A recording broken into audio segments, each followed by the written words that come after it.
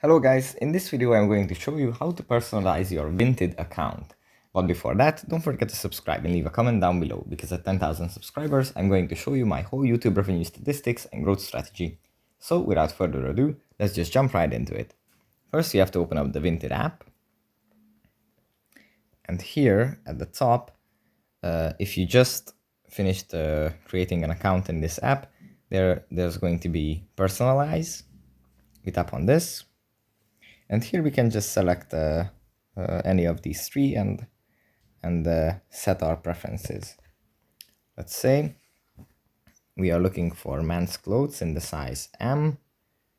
Then we like to see articles from Nike and I don't know, reserved, let's say.